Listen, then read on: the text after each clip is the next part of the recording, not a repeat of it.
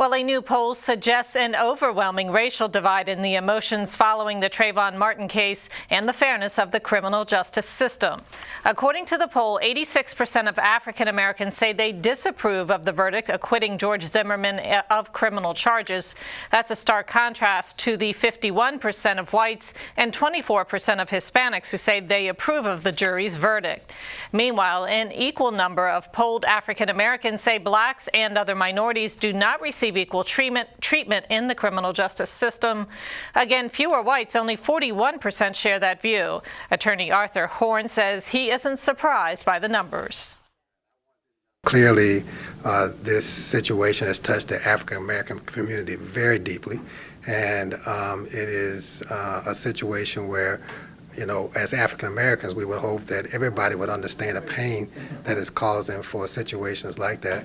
But certainly within the African American community, because of the history of some of the discrimination that's taken place and all, you can certainly understand why there's strong feelings in this case.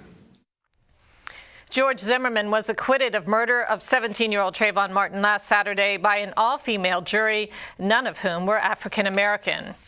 Well, as we said, it has been a week since the acquittal of George Zimmerman. When a verdict came down, a shockwave of anger and disappointment ripped through the nation as emotions ran high. Congressman Elijah Cummings says he believes the case should have had a different outcome.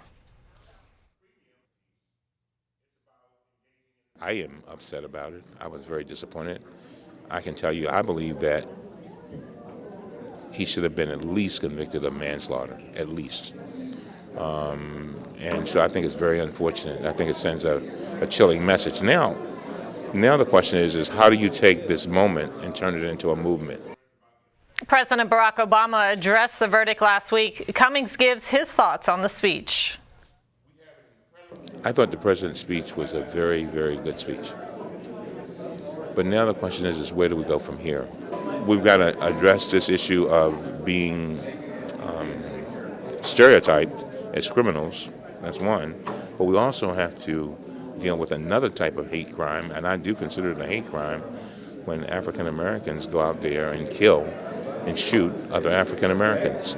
I think it's a mistake to just try to address one without trying to address the other. And the congressman supports activists in their effort to file a civil rights lawsuit against Zimmerman through the Department of Justice.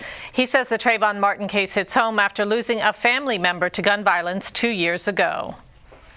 Well, State Comptroller Peter Franchot urges small businesses to take advantage of tax credits under the Affordable Care Act. Franchot joined officials in Howard County this afternoon to announce that he will mail out more than 5,000 letters to small employers that may be eligible for the credit. Some requirements include employment of fewer than 25 workers and payments of at least 50% of their health insurance premium. We feel this is important enough that we want to use that data to communicate in a confidential way to small businesses in Howard County that we think qualify for the tax credit, to take advantage of it, because then they can more easily afford what everybody and all their employees deserve, which is good health care. Jamal and Nyla Lee own a small business in Laurel. They went years without access to health insurance. Mrs. Lee encountered a life-threatening experience just months before the law provided coverage for her and her family.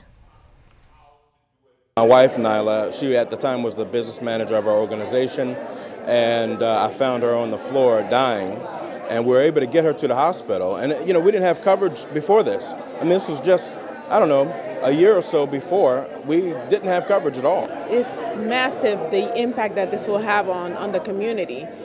We are our brother's keepers, so we have to make sure that we advocate for these laws that assist a massive amount of people. And the letters will go out to Howard County employers today. For more information on the tax credit, log on to MarylandTaxes.com. Well, it was a frustrating commute for many drivers this morning as an accident put a complete halt to traffic. The incident happened at about 8 a.m. this morning at the intersection of Suitland Parkway and Silver Hill Road. All lanes in both directions were closed for about an hour and a half. A female driver was immediately transported by medevac to the hospital with non-life-threatening injuries. No word yet as to the cause of the accident. A woman from Sunderland, Maryland is lucky to be alive today after her car was knocked off of the Bay Bridge and plunged 40 feet into the water. Morgan Lake was driving her 2007 Chrysler Sebring Friday evening when it was hit by a tractor trailer and ended up in the water. She says glass and the airbag exploded in her face as she struggled to figure out how to get out, according to media reports. Once in the water, Lake went on to describe how she escaped the car and swam to safety. So far, police say no charges have been filed against the driver of the tractor trailer.